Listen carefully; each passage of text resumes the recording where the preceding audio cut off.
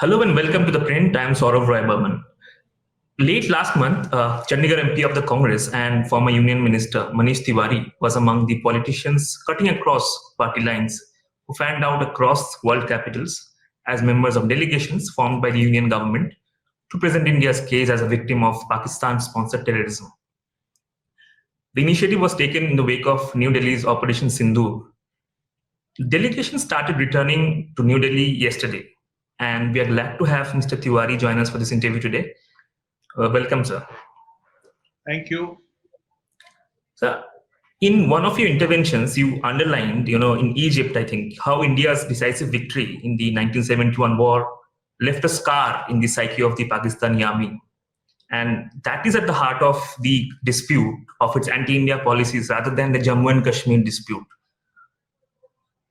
What was the response of the interlocutors on the other side when you said that?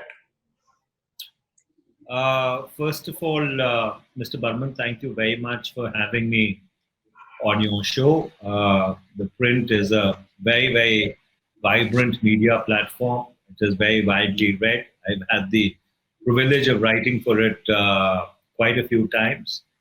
Let us try and understand things in a more holistic perspective. The proxy war which is being perpetrated by Pakistan against India has its roots in the 1971 conflict which led to the creation of Bangladesh. If you may recall, on the 25th of March 1971, the West Pakistani army unleashed something called Operation Searchlight on the very helpless people of East Pakistan who were their own citizens. And a genocide was perpetrated, which led to hundreds and thousands and millions of East Pakistanis fleeing across the border into India. Ultimately, India and the Mukti Bahini, which was composed of those people who were fighting the West Pakistani army and the Rezakars in Bangladesh, in East Pakistan, intervened. And the genocide was stopped. It led to the creation of an independent nation called Bangladesh. It redrew the political map of South Asia and inflicted an institutional defeat on the West Pakistani army, which resulted in the historic surrender by General Niazi of 91,000 soldiers and officers of the West Pakistani army. Now that military defeat and the consequent surrender or the subsequent surrender has left an institutional scar on the collective psyche of the Pakistani military establishment. And therefore, in the wake of that defeat, after General Yahya Khan or Field Marshal Yahya Khan was deposed and Zulfikar Ali Bhutto became Prime Minister, he convened a conference in Multan on the 24th of January 1972. And in that conference, there were two decisions which were taken. That Pakistan would metaphorically eat grass, but would acquire nuclear weapons. And number two, it would bleed India with 1,000 cuts. And Punjab became the first frontier of that strategy in the early 1980s. It got upscaled to Jammu Kashmir in 1990 and then to the rest of India with the various attacks on our parliament and in Mumbai in 2008 all across the country. So therefore, that is really the cause which impels this entire low-intensity conflict that Pakistan has been perpetrating against India for the past 45 years. It has nothing to do with Jammu and Kashmir. Jammu and Kashmir is just a bogeyman. That is the popular, but you spoke about East Pakistan and the Liberation War. So, I come from that part of the world. I am from Tripura and my parents they were on the front lines when the war happened. So, if I may ask, surely there was a great deal of effort made by you and the other delegation members to present New Delhi's case. But To what extent are you certain that you managed to convince the other side? Well, diplomacy is about incrementalism, and it is about substantialism, that you consolidate the incremental gains.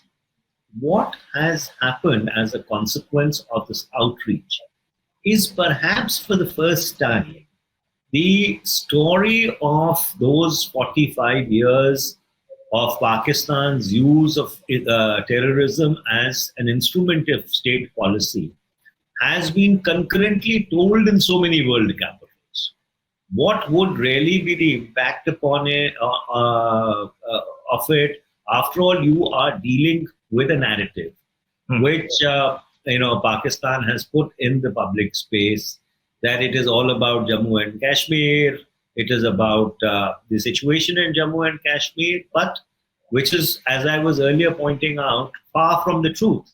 And so therefore, this alternative narrative that we've put in place, essentially to underpin our submission that there has to be a global coalition against state sponsorship of terror, because the Comprehensive Convention on Terrorism has been languishing in the UN since the middle 90s.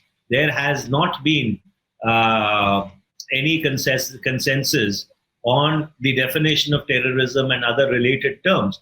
So therefore, we attempted to make a distinction between terrorism, and we didn't want to get into that definitional morass, but really underscore the fact that Pakistan is a state sponsor of violence, uses terror as a state policy, and therefore there has to be a global coalition to proscribe it.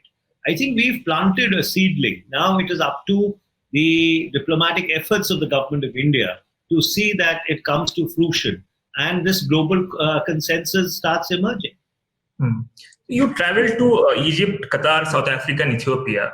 So what are the kind of people you met? How many decision makers did you meet? How many people in the top echelons of the government in the respective countries did you meet? So we began in Qatar. We went to South Africa. Then we went to Ethiopia. And then we finally culminated our visit in Egypt. In all these places, we met government ministers at the senior most levels possible. We met parliamentarians. We met their parliamentary committees dealing with foreign affairs and internal security.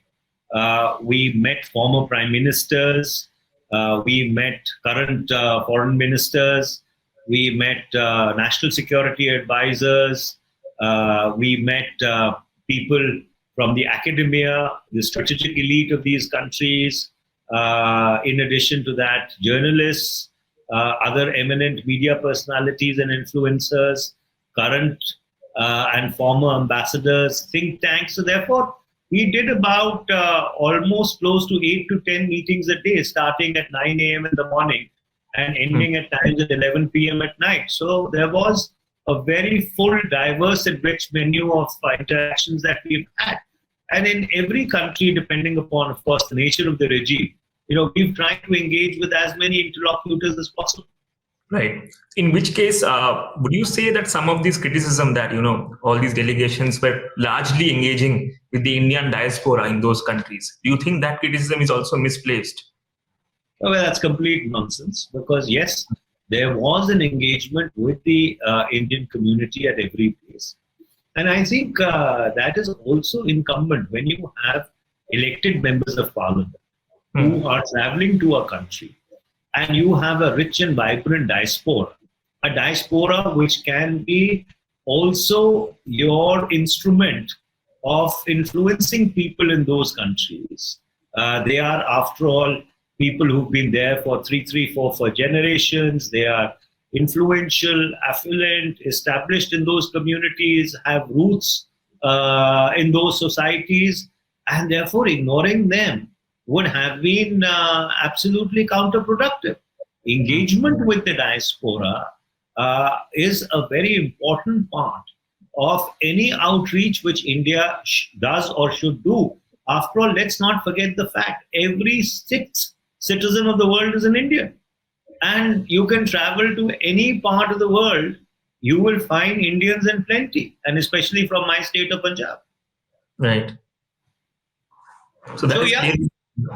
I mean, engaging with the community is extremely important. After all, they are your ambassadors. You know, they will carry the message to your message to their communities, the people they live and work with. Right. You also, you visited Egypt and Qatar. Now, both these countries are part of the Organization of Islamic Cooperation.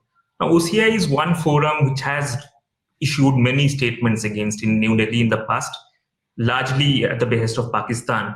So, did you also bring this up in your engagements, in your conversation with the officials in Qatar and Egypt? You see, so like for example, we traveled to Qatar and Egypt, and also Ethiopia, which is the headquarters of the African Union. And Africa also has a large number of people who subscribe to the Islamic faith. There are countries from Africa which are also a part of the OIC.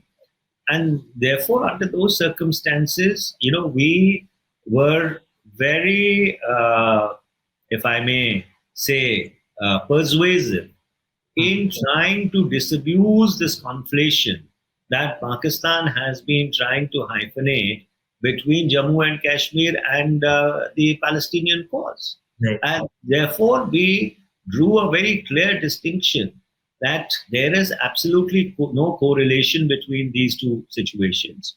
And moreover, this terrorism, which has been or which is being sponsored from across the border, actually harms the interests of the people of Jammu and Kashmir more than anything else. And to underscore that fact, it was pointed out that last year, close to 20 million tourists had gone to Jammu and Kashmir, a state which thrives on a tourism economy, in addition to, of course, fruits and vegetables, etc., and handicrafts. But if you completely disrupt that economy, you are really the biggest enemy of the people of Jammu and Kashmir. You are not helping that cause. And what happened in Baisran Valley in Pahalgam, where you had faith-based executions being carried out, it's been the biggest setback to Jammu and Kashmir. Something which Omar Abdullah has also been repeating ad nauseum, that these terrorists are the worst enemies of Jammu and Kashmir and the people of Jammu and Kashmir. So, were there also questions on Article 370 and its application and the aftermath? Well, not really. You see, the one thing which people instinctively understood was the chicanery manifest in the conduct of Pakistan. After all, Pakistan's involvement in global terror is something which now is too well documented, and its character as a rogue state, beginning with A.Q. Khan's nuclear Walmart, where they proliferated nuclear technology and missile technology all over the world, is something which requires no retreation to a set of sophisticated strategic interlocutors. This is something which is a given. So under those circumstances, there was a lot of understanding about the fact that India was compelled to initialize a kinetic response, given the fact that its sovereignty, its territorial integrity is being repeatedly violated. Its citizens are being mowed down in cold blood. And so there weren't many, in fact, if I remember correctly from the top of my head, there was no real conversation around Jammu and Kashmir except for maybe one or two odd questions here or there. On the question of where you tried to address that question of drawing this false equivalence between Jammu and Kashmir and Palestine, so did you do that in response to some questions, or did you do that just to? No, I think there was an odd question somewhere. So therefore, during a media interaction, and it gave us the opportunity and the platform in order to disabuse it, rather aggressively. So your delegation had nine people, including former diplomats and leaders from across parties. So, what was the challenge in terms of being on the same page on these very sensitive issues? Well, everybody was on the same page. Instinctively, everybody was on the same page. There was absolutely no challenge at all. After all, there were 5 former ministers in that delegation. Because there are disagreements on these issues back home. So therefore, we had 5 former ministers on that delegation. We had other senior members of parliament. We had a former diplomat with us. And instinctively, because most people have dealt with this narrative in some form or the other, either as parliamentarians or as ministers, so there was absolutely no dissonance, no incoherence, or no ambiguity with regard to the messaging. Everybody was on the same page. So especially in Qatar, did you also face questions on India's record in terms of defending minority rights? Because there was a controversy back in 2022 when 2 BJP leaders made certain comments on the Prophet, and it became a huge diplomatic issue. So did it also come up? Well, the entire delegation was focused on conveying a very precise message. And the message was or is that Pakistan is the epicenter of not only regional instability, but global instability insofar as terrorism is concerned, because the footprints or the fingerprints of large or very grievous terror incidents in other places of the world also lead back to Pakistan. And there was a complete understanding of that narrative. And therefore, there is a need to isolate the state sponsorship of violence against another state, given the fact that the Comprehensive Convention on Terrorism has been languishing in the UN since 1996, because there is no agreed language around what is the definition of terrorism. So, while skipping that minefield or tiptoeing around that minefield, we made this clear distinction between state sponsorship of terror and terror being perpetrated by non-state actors, and said that first and foremost, we must create that global coalition which proscribes that effectively. And that message, I think, has planted a seedling in the minds of the strategic elite of all these countries that we visited. Specifically on the question of Operation Sindoor, we all know the position that has been taken by Washington and US President Donald Trump's repeated claims that he acted as this mediator. But you have written a piece a few days back in the Asian Age where you spoke about how back-channel talks do not amount to mediation necessarily. So that position is also at variance with your own party's position, which is claiming that India surrendered to the US authority or US assertion. So, whenever there is a crisis, and wherever there is a crisis, and if that crisis is between 2 nuclear weapon states, obviously the rest of the world does not or cannot ignore it. So there are active conversations which take place in the back channel. It has been going on since 1990, as I documented with the Roberts Gates mission, when Pakistan started flashing the N word even 8 years before its nuclear test, in response to some fantasized Indian build-up in the Western deserts, to Operation Parakram in 2001, to the Mumbai terror outrage in 2008, to Uri, to Pulwama, and to Pahalgam and its aftermath. The only difference is, while earlier back channeling was a quiet process, but now you have an incumbent in the White House who believes that back channeling is front channeling. In fact, if you recall, post Balakot, or when Balakot, Pulwama Balakot was going on, at that point in time, he had addressed the press in Hanoi after a failed summit with Kim Jong-un on the 29th of February 2019, where he said that soon there will be good news from India.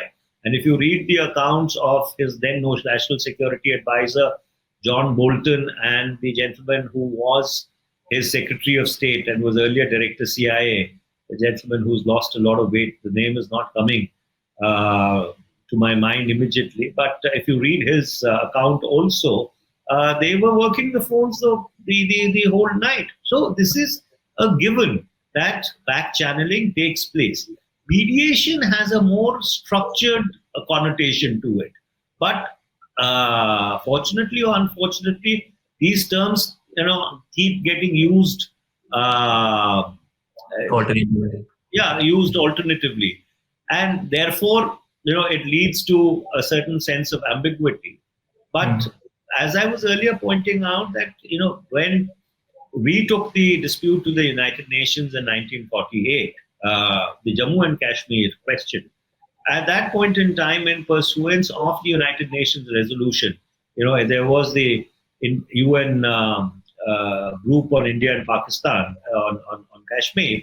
There was an attempt at a structured mediation. You see, a mediation or an arbitration or an alternative dispute resolution is when two parties agree to the terms of reference of a dispute, which then they allow an arbitrator or a mediator to try and adjudicate. As a lawyer who does a lot of arbitration himself, I understand that this is a completely different format altogether. So, understandably, you have a very well thought out position on this issue, and you just said it with a lot of clarity. But your party has a completely different stance. You think that is pure political rhetoric? Well, going back now at least 25 years, we have been in a bitterly contested political space. And that bitterly contested political space gets more acerbic by the day. Nobody is prepared to give any quarter.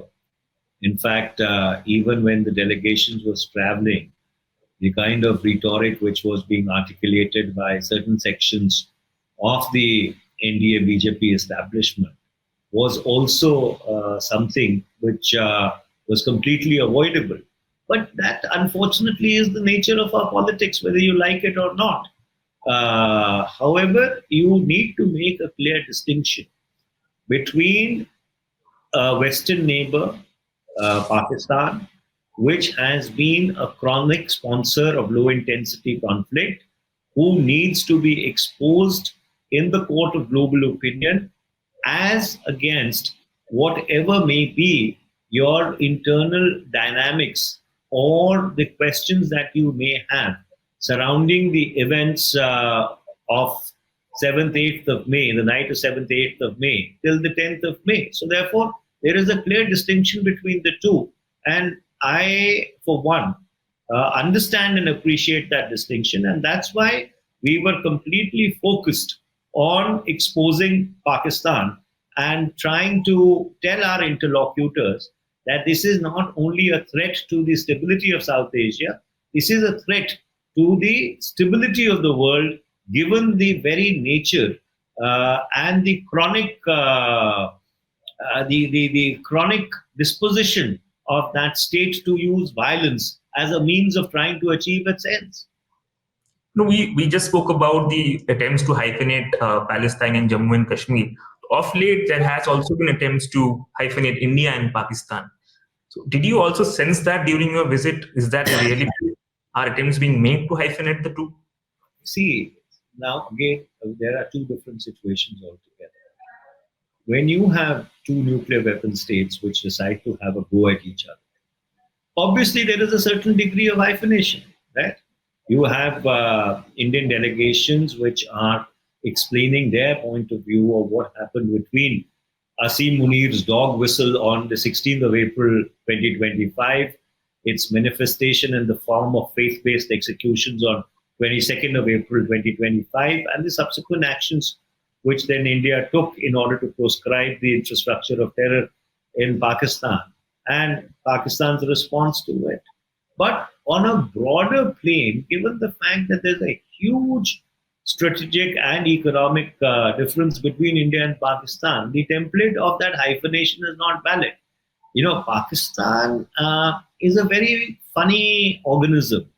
It can live with criticism from India, but it cannot live with the fact that India ignores it.